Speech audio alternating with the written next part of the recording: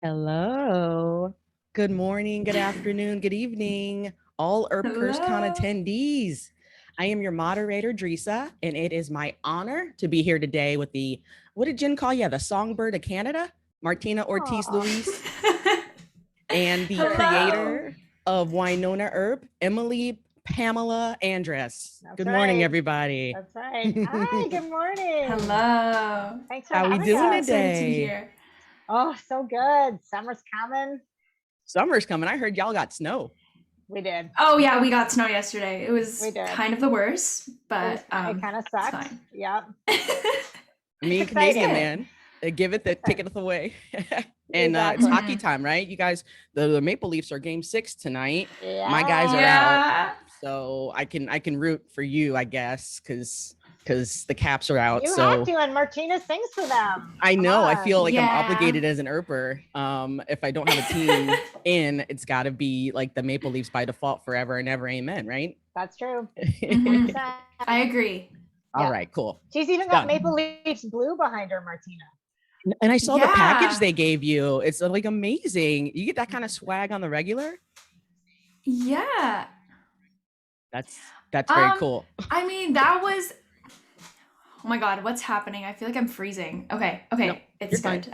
Never looked better. So basically so the Leafs are doing like a documentary with Amazon Prime, like a docu-series next year. So they kind of just sent me that as like a as kind of like a like watch out for the show that's coming out and yeah, it's gonna be a really cool one. So hopefully they can make things a little more interesting tonight, but we'll see how it goes. All right. Best of Can luck. you ask Amazon Prime if they can just slip in a season 5, like on the tail end of the documentary? Just be like, look, I'll guys, see you've what I got the can do. cameras. Yeah, Yeah. definitely. Just Definitely like the same audience. scream out five Oh, to 100%. Winona. Yeah. Yeah. You hmm never know. Could be. Yeah, Man. yeah, who knows? Watch some hockey, watch some Winona. It's all good. Yeah. All Oh, I think right. people hmm would watch. People would watch Sheriff Nicole Hawk play hockey. They tune You in know for how many that for fanfics are about sure. that I already? would. There's a lot Right? of fanfic already, Emily. Don't worry. Yeah. And in 10 years, when you can finally read some fanfic, I'll have some on the list for you. All right. Good. Don't worry. All right. So I'm going to ask my first question for Emily. Emily, you have stated before that your work on Winona takes up 365 days of the Mhm. year, and that you were lucky to love what required so much effort because of the repetitive cycle of writing, producing, and promoting over and over. Now that you've had a bit of a break and time to breathe, have you found some new hobbies or creative outlets? Are you bursting with plot points for future seasons or maybe a movie? I am always thinking about Earp still. I feel like I still dream about these characters sometimes, which is interesting. I do think distance isn't the worst. Like you're so exhausted by the end. I always say you have to go in with 100% because you're inevitably going to use it all up. If you go in at 70%, you're already dead.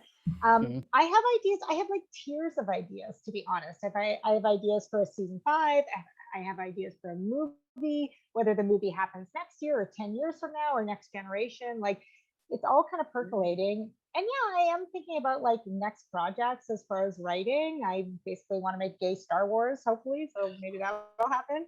Um, and as far as new hobbies, I want to tell you that I learned to play the lute during the pandemic, but I Are did you not. kidding? I did not. My new hobbies Okay. include maybe finishing my laundry.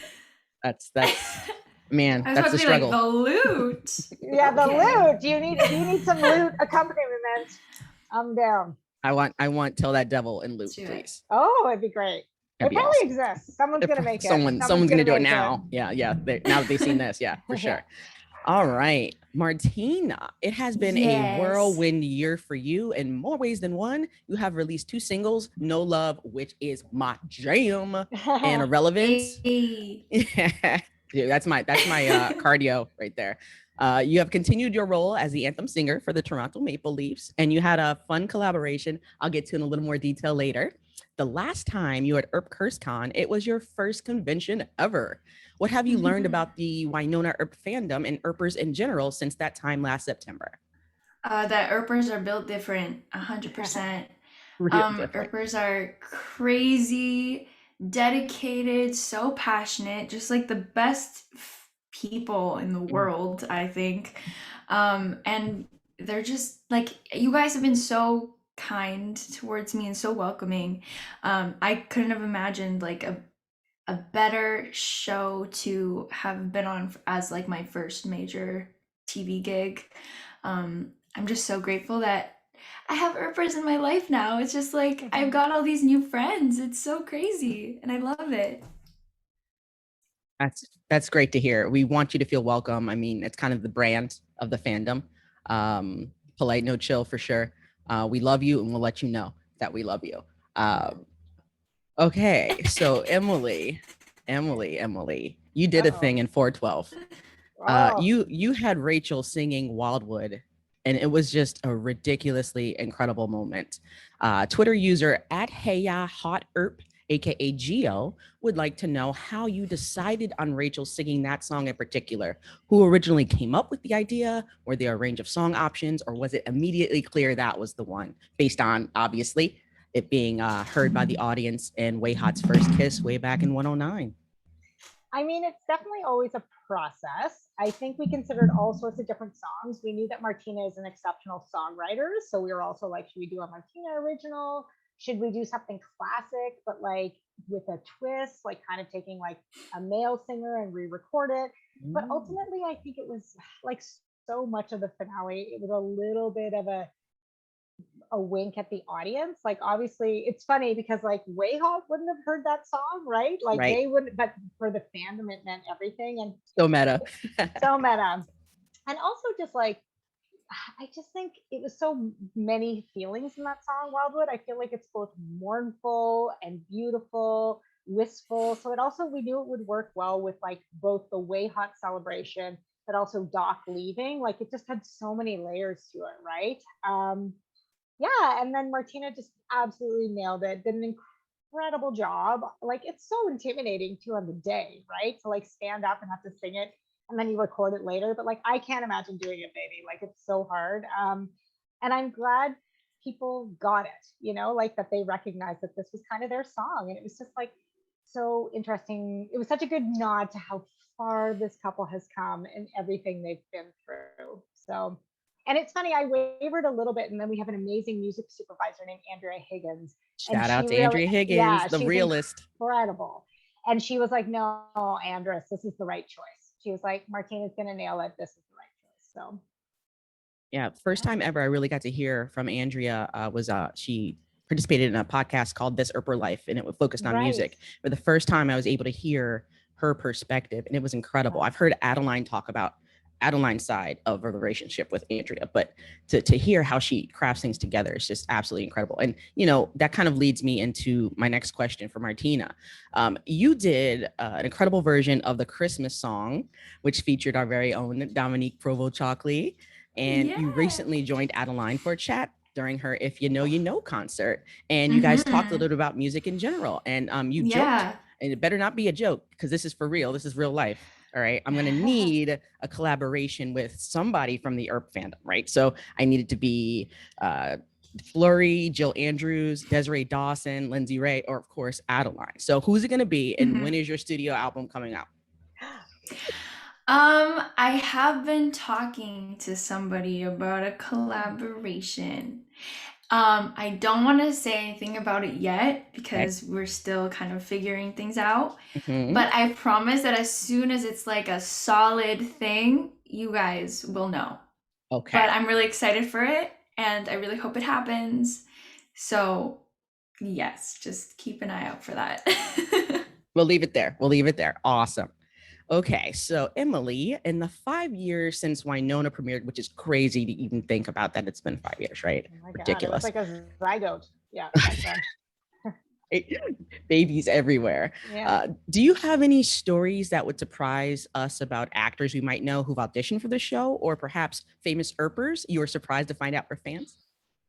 I mean, I think I never want to embarrass anyone, Mhm. but I do think you'd be surprised at some of the names who auditioned for Winona. Like we auditioned over 300 actresses across North America, and some of those names you would definitely know, and some of them have gone on to big things. But again, that's just a testament, I think, to Sophanos like sticking out. Like it's weird as a writer for auditions. You write a scene and then you hear people do the scene over and over and over again. And after a while, you're like, maybe the scene sucks. Like, it's possible the writing is bad. And people are giving it their all, but just to be able to stand out is really remarkable. And to get, like, there's so many people who weigh in on casting something so important too. The fact that Mel triumphed just like speaks again to her talent. As far as famous Earpers, I always wonder this. I wonder if there's someone like so famous, like Barack Obama, just is a huge Earper. Like, who's the most famous person we Friday don't know night, just about? like, Yes, like just like who's out my there, popcorn. right? Rihanna, just is like, I fucking love it. We have some great ones with Kyler Lee, who's amazing, who's reached out to me personally, and like, I know, and just like, she's so gracious, and she's just like, I waited a while to, and now I'm obsessed with this.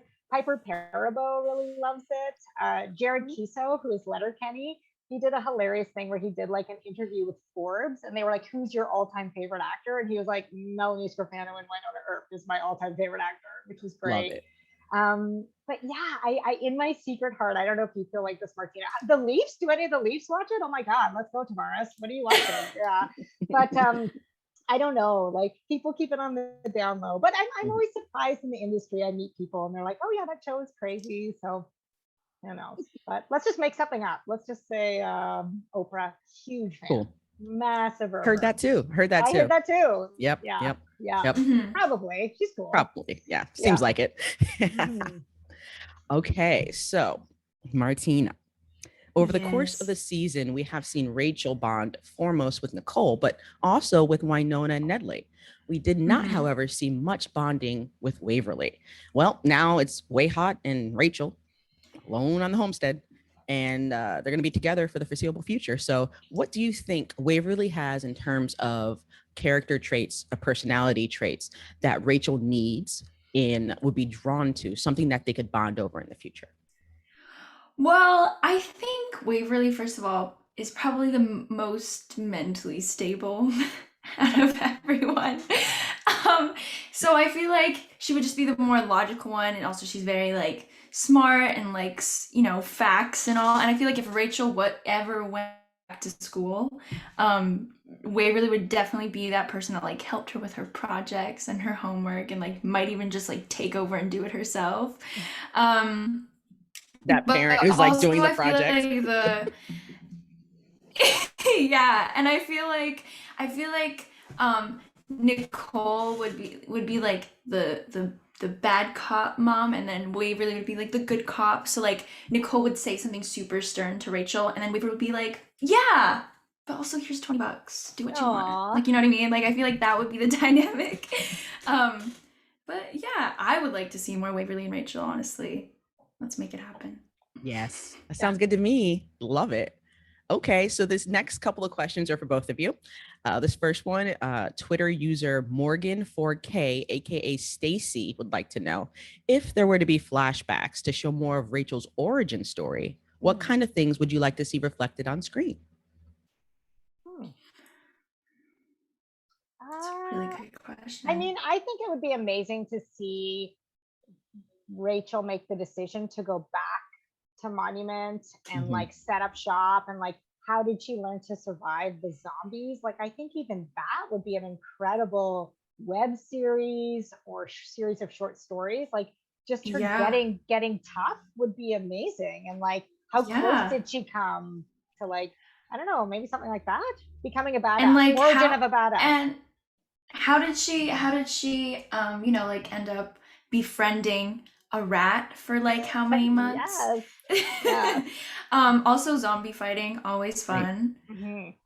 And just like it would be cool to kind of see what her mom was like too, though, because it seems like that relationship was also very, very rocky. Because I remember, I think in Rachel's first scene, she's like, "Ugh, well, my mom like ran out on her family, so blah blah blah." So I feel like it would be cool to see what happened, what went down with that too. Mhm. You know, actually, like, that's Yeah. such a parallel. I mean, if you think about it, the Earp sisters, their mom ran out too. I never thought about that before. They have so much in Mhm. common. Mom, And it's always the mom's fault. so, If Disney taught us anything. right? Um, Oh, Yeah. Oh. all it always seems to be is like the pain comes from the parents in general, right? Like everybody's angst is parent derived. So just don't have kids. That's true. It's true. And you think it's not going to happen to you, and then you're like, And then oh. you're like, oh, I'm my mom or I'm Yeah, my I dad. can hear Yeah. my mom's voice coming out of my mouth. I'm like, oh my god. Yeah. Trying to avoid that. And as Just for kidding, Katie Andrus, you're a gem. You're perfect. You never made a single mistake. Perfect. Queen. yeah, Here's we'll, my we'll mom's never tell her watching. different. Good.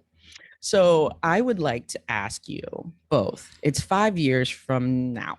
Rachel's coming back to the homestead after college, maybe backpacking across Europe, Greece, maybe. Winona gave her some Yelp Rex. In your dream scenario, who has she grown into as a young adult? What qualities do you hope she possesses or experiences you hope she's had? I think it would be really cool if she like went back to her homeland, like went back to the Yucatan and kind of, I don't know, maybe researched a little more on like the potential ancestral Valdez legacy. And I mean, I hope she's like discovered some powers or something. Maybe. Yeah. I don't know. Emily, what do you think? I agree. Army of rats. Just an army of Army of sexy rats. Yeah, I think there's so much there with the story of the Valdez, right? Which we never really like. We did a tip of the hat to Bo's comic, but I think the legend of the Valdez and like if that's a legacy that Rachel could take on would be really, really interesting. I think, yeah, and like I think that like Rachel and Billy are like the next generation of like demon fighting, right? Like I think Hell yeah. just seeing her Squad up. squad up, like just seeing her Let's being do it. her own ass-kicking self. And but like also there's something really lovely about choosing that legacy where Winona never had a choice. Like if Rachel has been able to go to university or travel the world and then she still chooses to come back to purgatory to help, that's very empowering. It's a different story, which is interesting. Yeah. Oh, great answer. Yes, and I'm so for the Valdez Powers origin story. Like, be an archaeologist, like be like Indiana Jones, like 7.0, and just that'd be so great. Yeah. Oh my god, Tomb Raider. Yeah. Oh, Yeah. Sure. Yeah. Oh, that'd be so cool. Amazing. Oh, and then like call back to Waverly to research for her. Oh, that's funny. That's chef's good. kiss. Guys, Chef's it. kiss. let's write it. Let's Emily, write it down. Write it down. Yes. Okay. Take notes. Oh my god. Take notes. Take notes. I hope I remember how to write. I'm like, Oh boy. Okay, so next question is for Emily. Imagine an Earper wins the lottery, hopefully me, and Okay. immediately DMs you and is like, Manifesting. let's do the damn thing, right? Okay. Wow. The twist is the next season must be a crossover with another TV show from any time, on air or not. What show would you pick to be a crossover with Winona Earp? Like, right. Well, I think my answer used to be Buffy, but that has become fairly problematic. So maybe we'll just shelve that. I mean, I think the X-Files would be amazing, or Twin Peaks really made me, just that eeriness would be great. I think that's my answer. But I feel like if the Earper's going to fund it, they can say if they wanted to be They tell you. if they wanted to be Sesame Street, like half Muppets, I'm still Big Bird in. and I'm Elmo still rocking in. it with Yeah, Jeremy. I Oh, can- that'd be great. I can make it happen. So Yes. yeah. All right, this one's for Martina. So in 409, Nicole comments about helping Rachel pick out the right music to listen to had she been gay. That was freaking ridiculously funny, by the way. I love that line. What do you think Rachel's Gen Z right music would be to school Nicole? I think I know your answer, but I'm going to wait for you to say it. Right now. It would be like anything on TikTok. And then I think right now, the climate right now would be like Olivia Rodrigo Sour. I knew you were going to say it. know? And that's the right answer. It's If you everywhere. sample personally Taylor from- Swift and like create a completely different song, you are manifesting brilliance. She's amazing. I also think like Doja Cat and Bruno Mars would have to be in that playlist as well. Oh, great. Yeah. Yes. Good Amazing. answers. Mhm. Good Yeah. job. I love it. Love it. Love it. Okay. Last question. Also for Martina. One of the things that was obvious about Rachel in season 4 was that her fashion sense was on point. Were you a fan of her wardrobe? Do you dress similarly to Rachel or complete opposites when it comes to fashion? I loved her wardrobe. I loved it. I was like, as soon as I walked into my first fitting, I was like, yes, yes, yes, yes, yes. Like, period. Like, everything about it, our wardrobe department was so great. And like, it was just, I loved everything that she wore, honestly. And I think I do have a similar style, IRL, where it's kind of like fashionable and a little loud, but also like comfortable. Mhm. But yeah, I loved everything that I got to wear. You're not gonna get in trouble, but did you sneak anything out? I hope you did. I did. I did. What? I What? I took the lobotomy shirt, um, and the gecko pants. What else did I take? And I took. Imagine if I said I took the leather jacket. Um, and then I took the jogging pants with like the tribal print from I think 404. Yeah, Nice. I was a bit of a fiend. Oh, and socks, because Oh. the socks were so colorful, so I took some socks. Yeah, those are yours. You can definitely keep the socks if you've worn them. Socks? Yeah. You can have them. I don't think I've Of ever heard course. anybody say socks. That's amazing. Oh, they were so good. Yeah. They're like really bright printed socks, and I took them. Good for you. I'm proud. All right, Emily, this one's for you.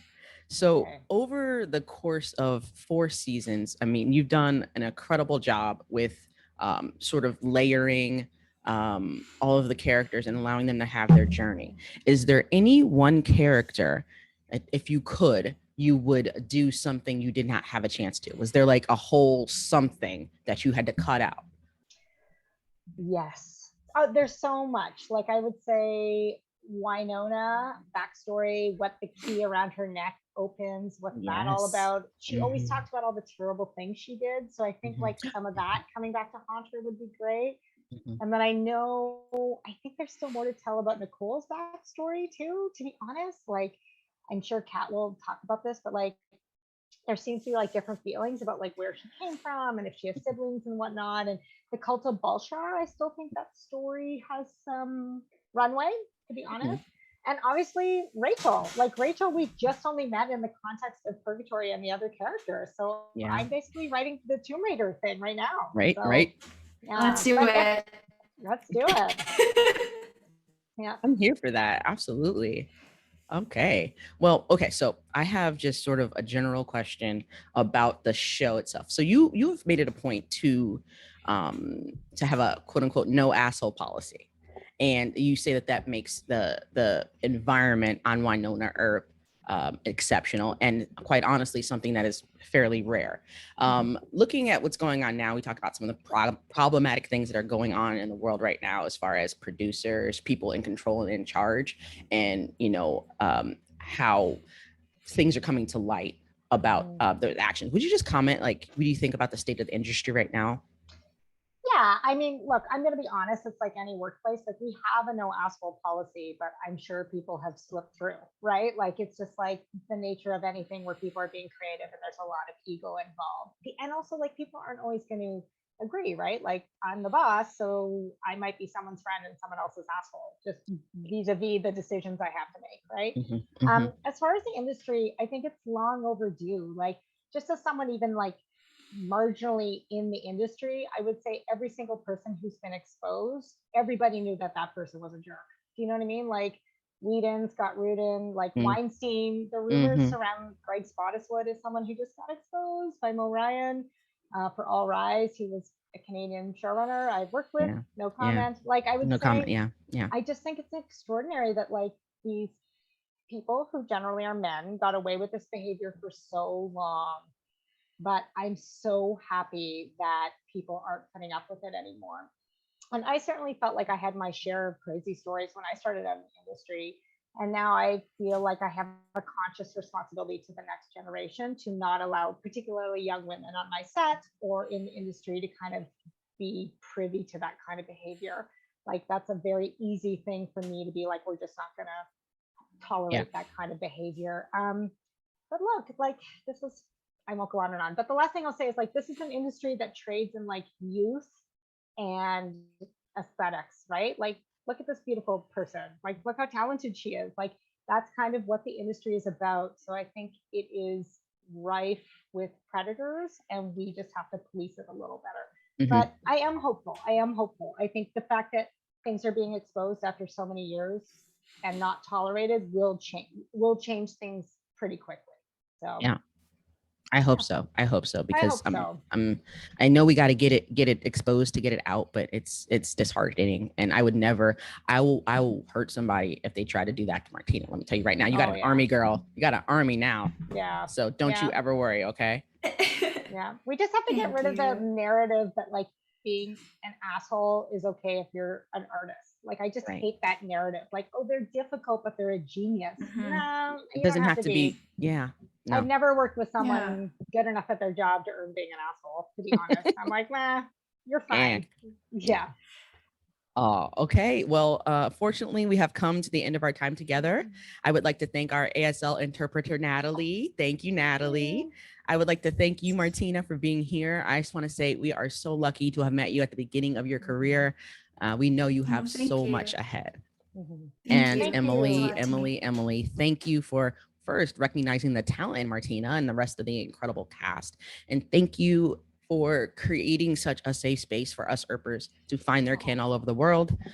This found family has changed lives, and we are very grateful. I hope you both have fun the rest of this Thank weekend. you. Take care and be well. Thank you. Thank you for having us. All right. Yeah, thank you.